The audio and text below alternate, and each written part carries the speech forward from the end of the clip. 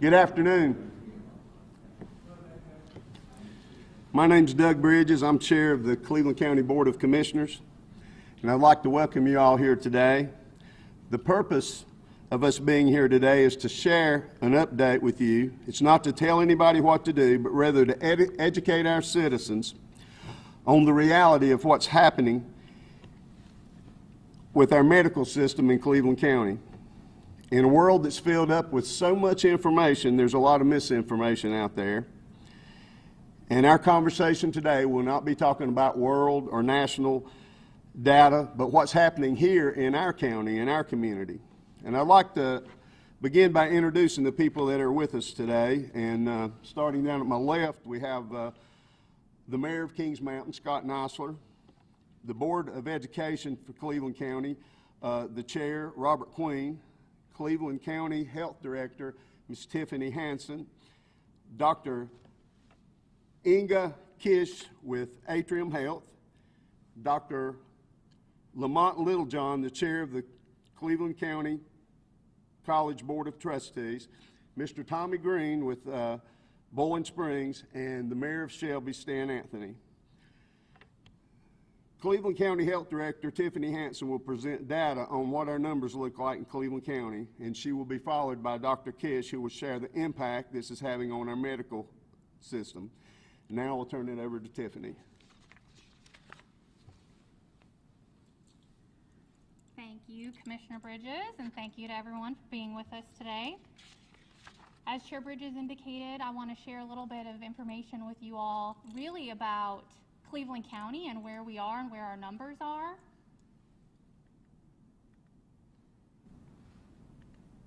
So I'll start here. This data was actually updated on Friday, and so our numbers have changed just slightly from this as well. So we have just over 16,000 total cases in Cleveland County of COVID-19 since the start of the pandemic. I'll draw your attention to the red line on that graphic, which really depicts any time during the pandemic that we've experienced any similar rates of transmissions or positive cases. And so really what that indicates is that similarities between now and any other time during the pandemic really were end of December, early January. And so if you'll recall, we were facing executive orders, mass gathering limitations, mask mandates, lots of layered prevention strategies in order to get those numbers to come down. This graphic outlines the number of cases by age breakdown. And so really, I want to draw your attention to that lime green bar at the bottom. That's our 0 to 17-year-olds. And as you can see from the beginning of the pandemic, that bar was very small.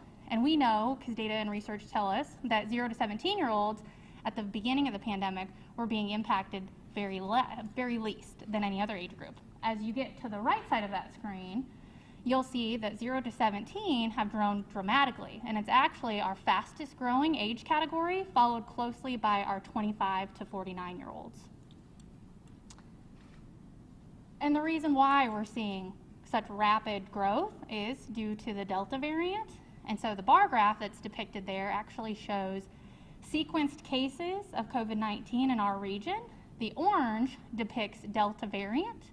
And so as you can see, from June until now, we have seen that orange bar graph grow dramatically to nearly 97 or 99% of all sequenced cases are the Delta variant in our region. And why is that meaningful? Really, we know that the Delta variant is more transmissible to people. So for every one positive case, we're potentially impacting 5 to 8 additional people. And we also know that the Delta variant causes people to develop more severe illness. So they're getting sicker faster and they're in need of more care. We also know that vaccines remain the #1 prevention strategy. And so this table really outlines a number of counties in North Carolina and their vaccination rates. And so On the left there, you'll see Orange County with nearly 80% of their population vaccinated, and their average case count per 100,000 people is around 211 in the last 7 days. And as you can see on the right, Cleveland County is at 40% of the total population vaccinated, and our cases per 100,000 are close to 700. We're averaging around 100 cases a day. And so there is a direct correlation between vaccination rates and the number of cases per 100,000. We know in the orange counties of the world that they may be having different conversations right now about events and transitioning more into some normal activities. But because our vaccination rate remains relatively low, we want to continue to stress how important layered prevention strategies are and vaccination. This table really depicts our death statistics for Cleveland County. So over the duration of the pandemic, we have a total of 274 deaths for the county. This outlines deaths just over the last 5 weeks. And so over the last 5 weeks, you'll see that we've had almost 40 deaths in the county. The average age of those deaths being 66 years old. That yellow line on the graph depicts the percentage of those deaths that were fully vaccinated. And as you can see, there's not very many that were fully vaccinated. Actually, only 5 individuals of the last 40 that have passed away in the last 5 weeks were vaccinated. And most of those had underlying health conditions and comorbidities. And lastly, I really want to share with you all this graph, which depicts our average case count per week in Cleveland County and the number of people that are requiring hospital resources per week. And so as you can see, in July, our numbers were lower, obviously because our cases were lower. And as we've moved into August and September, as our case counts have increased and the severity of the Delta variant has really impacted the symptoms and the level of acuity that patients need for care, we're averaging anywhere from 25% to 35% of people that are requiring hospital care. And so how that translates is we're averaging 100 cases a day, meaning 25 to 35 people every day need some level of hospital attention. And what better person to speak to hospital capacity and the impact that our hospital system is facing but Dr. Inga Kish. Thank you. Thank you, Tiffany. Thank you, Mr. Commissioner and the board. I appreciate the opportunity to address you today. I see some familiar faces in the crowd and then some that are new to me, so it is very nice to be with you today and to share the impact of COVID on the medical community here in Cleveland County. And so this slide to me is startling. The circle in red is around our county, and that number 78 is the average daily COVID hospitalizations required in the county. If you will look around us, you can see that for Cleveland County, that number is a bit higher than our surrounding neighbors. And what does this mean for us? So the total cases, as Tiffany alluded to, in the last 14 days, we've had nearly 1,400 new cases. That's again 100 new cases a day, and the Delta variant is 3 to 6 times more transmissible. I saw a graph early on which really caught my attention. Before, with the Alpha variant, you may infect just a couple people, but that transmission now is 1 to 10 to 100 to 1,000. So that impact is much greater in the community, and thus it does affect the healthcare system. If you'll look at the bottom as far as the mortality, the total county deaths at 266, and this is 1 in 59 basically, all right? We know that over the past almost 2 months, because we've still got 10 days left in September, if we add the number of deaths in the county for those 2 months and compare it to the previous 4 months, we have far exceeded that number of those previous months. And so that speaks to what Tiffany was saying about the Delta variant being a very potent variant and that it is easily transmissible. It causes severe disease, and in a community that has a significant number of its members with comorbid conditions, the impact is devastating. So currently, right now, today, 40% of the beds at Atrium Health Cleveland are occupied with COVID-positive patients. At Kings Mountain, 20% are occupied with COVID-positive patients. We did start admitting COVID-positive patients to Kings Mountain because we simply needed to do that. If you can see that in the emergency department, there's actually 36 beds, but we often have a census in real time that exceeds that number. A significant portion of those beds, sometimes up to half of those emergency department beds, are occupied with a patient who is waiting for an inpatient bed of any type. It could be a medical bed, it could be a step-down unit, it could be an ICU bed.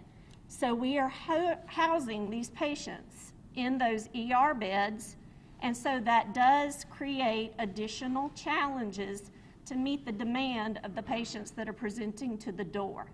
And so that brings up the topic of EMS diversion and what that has meant for the community. I need you all to know that even when we are on EMS diversion, there are a subset of patients that we will continue to take into the hospital and take care of just as we always have. If a patient is having a heart attack, a stroke, if they have an immediate need to stabilize their airway to control bleeding or any other traumatic injury, or if a pediatric patient is experiencing a life-threatening condition at that moment, of course those patients will be brought into us and we will go about our usual operations in stabilizing those patients.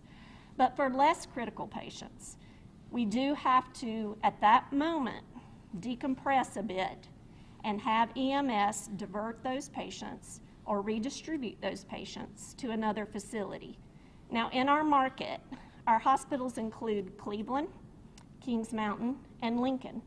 And so part of the incident commander's job is to carefully communicate what is going on at each of these hospitals so that we don't create a situation where we are overburdening each other and that we always have some capability to take care of those patients within our own market and between those two counties. So we only do this in 4-hour increments so that we can reassess and then hopefully accept patients as our usual operations. Why do we have to do that? Well, I think we've obviously said we have patients that are waiting to be admitted, patients in stretchers in the hallways, in chairs. We are looking at unique opportunities every day to find additional space for our patients so that we can take care of them in the manner which they deserve. So today, now last week things were a little different. Last week the number was 90% of the patients in the ICUs were COVID positive. Today it's 40%. So it fluctuates day to day, but no one diagnosis should take up that many of your beds.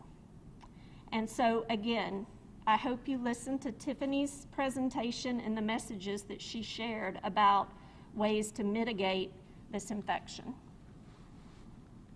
We are daily also looking at our ancillary departments, respiratory, pharmacy, lab, x-ray, because we need to make sure that we have the resources to properly take care of every patient that walks in our door. With Atrium, we're a large enough organization where we can move resources between hospitals. If university needs something we can share. If Pineville has something we need, they can share. And that way, we make a greater effort to keep patients in their home community and take care of them in the manner in which is appropriate. Now, as far as the 4 deaths in 24 hours, that happens some days. Some days it's 0, some days it's 1. But what I can tell you is it's devastating every time. Every time that we have to let a family member know that their loved one has died of whatever reason, it's hard. And when that happens over and over and over, the healthcare workers get a bit downtrodden. and they need resilience, and they need community support to keep them uplifted to continue in this work. This has been the most difficult encounter, endeavor, experience that anyone in healthcare has ever taken part of and experienced. I've been an emergency medicine physician for 24 years. I was at Lincoln before I came here 12 years ago to the emergency department, and I accepted the chief medical officer role in January. And I've never seen anything like this. And I hope we never will see anything like this in the future. But I just want you all to know this is happening here in your own backyard. It's serious. It's impacting us greatly. I think I've already covered hospital diversion. And so in closing, I hope this information helps you understand the reality of what's going on in our hospitals in our county. I'll end on a good note because my mother always taught me that, to end on a positive. The positive is we're here for you. We are here for you. We will take care of you. We will always find a way. And we will always work together with our partner hospitals to make sure that every patient gets what they need. Thank you.